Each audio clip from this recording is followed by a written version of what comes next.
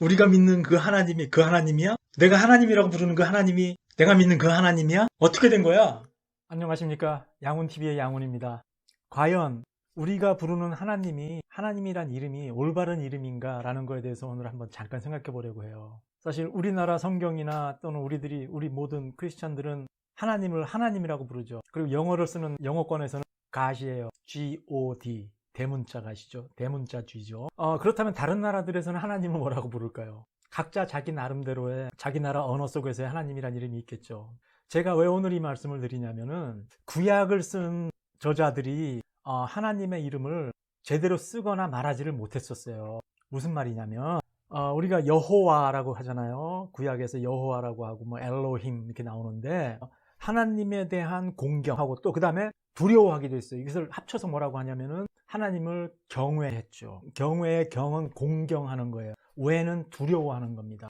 절대자이신 우리의 창조주이신 하나님은 우리 신앙의 조상들에게 존경의 대상이자 두려움의 대상이기도 했어요. 그래서 행여라도 하나님의 이름을 잘못 부르게 되면 안 된다 해서 어떻게 그것을 표기했냐면 하나님의 이름에 모음을 쓰질 않았던 거예요. 자음으로만 표기를 했습니다. 말하자면 예를 들면 우리가 하나님이라고 하잖아요. 하나님에서 모음을 빼보세요. 그러면 어떻게 돼요? 히읗, 니은, 니은 이런 식으로 표기를 해놨어요. 구약 성경에. 그것을 이제 학자들이 유추해서 모음을 달아서 여호와가 된 거예요. 자, 그러면 우리가 여기서 그러면 여호와는 정확한 하나님 이름이었을까요? 또 그렇다면 여호와를 서양 크리스천들이 God, G-O-D로 부르는 것은 올바로 부르는 것일까요? 또 여호와를 우리는 하나님을 그냥 하나님이라고 부르는데 이건 제대로 부르는 것일까요? 이런 의문을 가질 수가 있겠죠.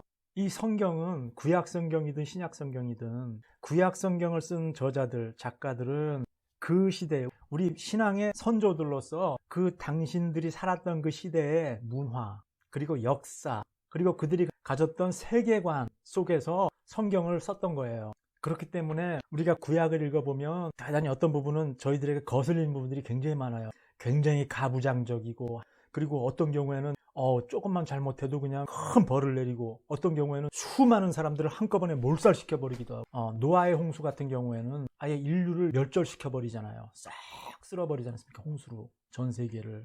자, 그것이 옳다 그르다 또는 노아의 홍수의 흔적이 과학적으로 증명이 된다 안 된다 이런 것은 지금 제가 신경 쓰고 싶지도 않고 이것들을 논하고자 하는 게 아니에요. 우리들이 그러한 성경을 볼 때 성경을 어떻게 봐야 하는가라는 거예요. 오늘날 보세요. 일개 개인의 입장으로서 테슬라 CEO 앨런 머스크 같은 경우는 자기 돈으로 우주 개발 계획을 막 실행을 하잖아요. 그래서 막 우주선을 막 쏘고 막 화성으로 인간을 보내서 거주하게 하겠다 이런 계획을 세우는 사람들도 있고, 또 천체 과학적인 과학이 발달해서 보면은 우리 지구가 속해 있는 은하계는 우주에서도 또 티끌만도 안 되는 거예요. 지구는 은하계 안에서 티끌도 안 되는 존재지만 또 그 우리가 속해 있는 은하계가 또 전체 우주로 보면 또 그것도 티끌 같은 존재가 되어버린단 말이에요. 이렇게 어마어마한 그러한 세계관이 지금 바뀌고 있는데, 구약에 쓰여진 그 시대의 문화적이고 그들이 가진 세계관 속에서 쓰여진 그들의 상상할 수 있는 한계 안에서 쓰여진 하나님에 대한 그들이 경험한 하나님이에요. 그러니까 그들이 경험할 수 있는 한계 내에서의 하나님에 대한 기록이에요. 그들이 더 이상을 생각할 수가 없었던 거죠, 하나님에 대해서. 근데 그것을 가지고 우리가 이 시점에서 그러한 것들을 그대로 문자 그대로 적용을 하려고 하는 거, 이거가 굉장히 넌센스인 거예요. 자, 예를 들어 보겠습니다. 신약 성경이 쓰여진 거는 여러분들도 아시다시피 언제 쓰여진 거예요? 예수님이 공생애를 하시고 이럴 때 신약 성경 쓰여진 게 아닙니다. 예수님이 돌아가시고 나서 최소한 30년 이후에 쓰여진 거예요. 특히 복음서만 예를 들어 드리겠습니다. 제가 복음서, 예수님이 돌아가시고 최소한 30년이 지난 이후에 처음으로 마가복음이 쓰여졌어요. 그리고 마가복음이 쓰여지고 나서, 이거는 여러 학자들이 연구해 본 결과 이렇게 그런 결과가 나온 거예요. 마가복음이 가장 먼저 쓰여졌고 그 다음에 다른 복음서들이 마가복음을 토대로 해서 그것을 좀 더 확장시키고 이렇게 해서 쓰여진 것들이에요. 그래서 마가복음이 가장 간결하죠. 그래서 한 예를 들어보면 마가복음에서는 가난한 자는 복이 있나니 이렇게 나오지만, 마태복음에서는 심령이 가난한 자 또는 마음이 가난한 자는 복이 있나니 이렇게 나와요. 같은 구절이 나올 때도. 이게 무슨 얘기냐면은 학자들의 연구한 결과에 의하면 마가의 회중들, 마가복음을 듣는 그 회중들은 가난한 사람들이었다 유추해 볼 수가 있죠. 그렇다면 마태의 회중들은 어떤 회중들이었냐면 부자들이었을 거예요. 부유한 유대인들. 그렇기 때문에 가난한 자는 복이 있다. 그러면 부유한 자는 복이 없나? 이렇게 생각할 수 있기 때문에 일정한 타협점으로 심령이 가난한 자는 복이 있나니 이렇게 나왔다라고 보는 학자들이 대다수입니다. 자, 이런 것을 가지고 우리가 염두에 둘 필요가 있어요. 우리가 성경을 볼 때. 대단히 좀 어떻게 보면 이런 얘기를 처음 들으시는 분들은 대단히 충격을 받으실지 모르겠어요. 왜냐하면 성경은 성령님의 가마로 쓰여져서 1.1획도 틀림이 없다라고 배웠는데 이게 무슨 말이에요? 이렇게 말하잖아요. 성경이 말하고자 하는 그러한 사상이나 그런 말씀들 자체가 틀린 것이다 이런 말이 아닙니다. 아주 소중한 말씀들이에요. 그 말씀들을 저희들이 접하는 그 자세에 대해서 저는 말하고 싶은 거예요. 제가 40살 되던 해에 대학원을 갔는데 그때가 지금으로부터 굉장히 오래전이에요. 그때 그 한 신학교에서 시험을 보기 위해서 독일 신학자가 쓴 신학서적 한 권을 다른 입시 과목들하고 포함시켜서 그걸 보는 게 있었어요. 그래서 그 책을 제가 사서 읽었는데 시험 보기 위해서 도대체가 무슨 말인지를 알 수가 없어요. 그러니까 어떤 게 주어고 수어인지 번역이 엉망으로 돼가지고 알아볼 수가 없는 거예요. 그래서 입시날 그 시험을 아예 한자도 쓰질 않았습니다. 그러고 나서 면접할 때 면접관이 그래요. 왜 그 백지로 냈냐고. 그래서 나는 그거를 이해할 수가 없었다. 도무지. 그래서 내가 쓸 수 있는 게 없었다.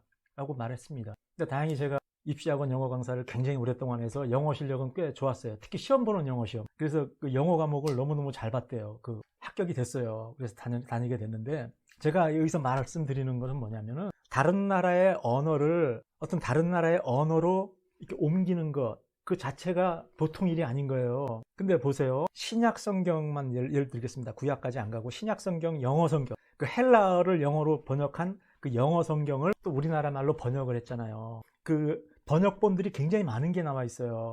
옛날에는 과거에 제가 어렸을 때는 진짜로 막 말들이 정말 무시무시했어요. 언어들이 성경의 언어들이 뭐 절름발이 뭐 안진뱅이 막 이런 말들이 막 나와. 근데 그것들이 이제 그런 장애인들에 대한 비하다 해가지고 많이 바뀌었어요. 바뀌기도 하고 또 여러 다른 버전들의 성경들이 나오는데 문제는 뭐냐면 있죠. 그 과거 버전의 성경들을 다양한 버전들 그리고 또 현대 나온 다양한 버전들을 놓고선 이렇게 저희들이 비교를 해보게 되면 이게 똑같은 성경이야? 이런 생각이 들 정도로 많이 다른 걸 느낄 수가 있어요. 우리 한글 내에서도 또 영어에서도 마찬가지입니다. 영어에서 심지어는 어떤 그 보수적인 분들 또는 아주 그 고집이 센 분들은 킹 제임스 버전만을 성경이라고 여겨요. 굉장히 아주 고어체로 쓰여진 그런 킹 제임스 버전을.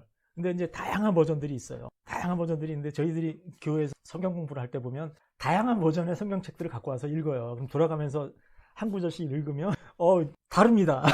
구절들이 달라요. 그래서 이제 나중에 또 성경 공부를 리더하는 분은 보다 쉽게 쓰여진 성경을 가지고 다시 한번 전체적으로 쫙 한번 다시 읽고 넘어가요. 그거를 이제 표준으로 하기 위해서. 자, 시사하는 바가 커요. 이거는 1.1획도 틀림없이 그대로 문자 그대로 해석할 수가 없는 거예요. 그리고 성경 원전이 없어요. 뭐냐면 최초의 저자가 성경을 기록해놨으면 그거를 후대들이 계속해서 복사를 한 거예요. 어떻게 복사하면 지금 복사기로 복사하거나 인쇄하거나 그런 것이 아니고요. 양피지에다가 필사한 겁니다. 한 자씩 한 자씩 써서 정성껏 써서 필사를 해서 기록을 남긴 거예요. 또 그 다음 세대는 그 필사된 그것을 또 다시 또 필사하고. 그래서 지금 어떤 것이 최초로 쓰여진 것인지는 아무도 몰라요. 그러니까 원전이 없다고 봐야 돼요. 원본이 없다고 봐야 됩니다. 그렇다면 우리가 해야 될 일은 뭐냐면 이것은 하나님이 인간의 손을 통해서 그대로 1.1획도 틀림없이 쓰인 것이기 때문에 우리는 그대로 문자적으로 믿어야 돼. 이렇게 생각해서는 안 된다는 거예요. 그 성경 안에 쓰여진 그 말이 함축하고 있는 하나님 말씀이 함축하고 있는 그 전체적인 의미가 무엇인가를 우리는 파악하려고 노력을 해야 된다는 얘기입니다. 만약에 지금도 하나님의 말씀 1.1획 틀린 말이 없어. 이 쓰여진 말 그 자체가 진리야. 이렇게 말하시는 분들이 있으면 많죠. 그분들이 대다수예요. 그렇기 때문에 제가 이 채널을 운영하는 거고요. 저는 이렇게 말씀드리고 싶어요. 그 민수기에 보면은 여호와가 화가 나서 말씀하시는 부분이 있어요. 광야에서 안식일을 지키지 않는 자는 돌로 쳐 죽여라 라는 말씀이 있어요. 제가 그게 민수기 몇 장 몇 절인지 지금 생각이 잘 안 나는데 제가 자막에다가 올려드릴게요. 민수기 몇 장 몇 절인지.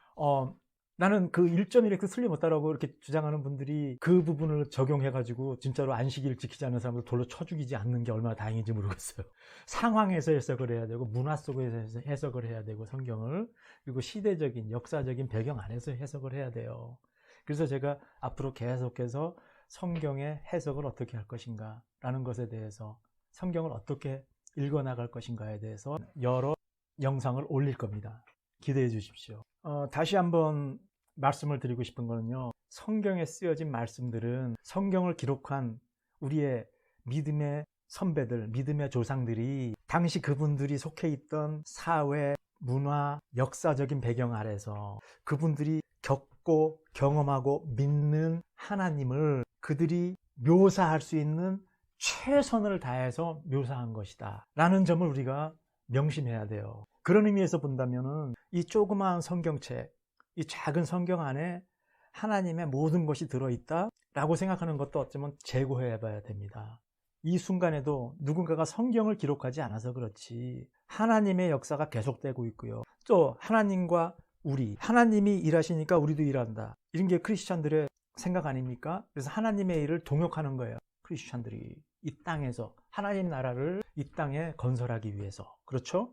그런 의미에서 본다면 이 시간에도 하나님의 역사는 계속 기록되고 있는 겁니다. 우리 크리스찬들을 통해서 오픈 마인드를 가지고 큰 눈으로 하나님을 찾아야 되고 불러야 되는 겁니다. 아주 교조적으로 이 이름으로 하나님을 불러야 돼, 이렇게 안 부르는 것들은 큰일 날 거야, 하나님한테 진노를 사, 이게 아니고요. 이름이 중요한 것이 아니고 우리가 그 이름을 부를 때 우리의 믿음이, 우리가 그분에 대한 신앙이 온전히 이 세상의 절대자에 대한 것인지 아니면 진짜로 성경에 나오듯이 망령된 다른 것을 일컫는 것인지, 이것이 중요한 겁니다. 자, 여러분, 다시 한번 이 시간 여러분들에게 다시 혼돈을 주고 어떤 그 여러분들의 신앙의 어떤 근본을 약간 흔드는 것 같은 그런 느낌이 들지도 모르겠어요. 그러나 시간이 지나면 조금씩 변화가 있을 거라고 저는 생각합니다. 제가 처음에 신학대학원에 갔을 때 처음에 교수님들한테 했던 말이 그거예요. 교수님도 하나님 믿으십니까? 라고 말했었어요. 왜냐하면 제가 갖고 있던 신학, 이런 것들이 그 신학의 어떤 그 뭐 문서 비평이나 뭐 여러 가지들, 이런 것들을 통해서 대단히 도전을 받게 돼서 너무너무 힘들었었거든요, 그 당시에. 그런데 그런 과정들을 통과하고 보니까 나의 신학의 눈이 점점점 크게 뜨여져 가는 걸 느낄 수가 있어요. 오랜 기간에 걸치면서. 그래서 여러분들한테 이거를 제가 말하는 것이 진리고 제가 말하는 것이 모두 사실이고 이것을 말씀드리는 건 아니에요. 어떻게 생각하든 문자 그대로 생각하면서 신앙생활을 잘 하시는 분들, 또 자신들의 신앙을 지켜가시는 분들도 많이 있어요. 그분들도 존중해 드려야 돼요. 하지만 우리가 좀 더 연구를 해보고 또 신앙생활을 하다 보니까 점점 이렇게 우리의 지평이, 성경을 보는 눈의 지평이 이렇게 넓어질 수도 있구나. 그래서 이 지평이 넓어지는 것에 대해서 두려워하지 말자라는 취지로 오늘 이 영상을 찍었습니다. 조만간 다른 영상으로 다시 인사드리겠습니다. 감사합니다.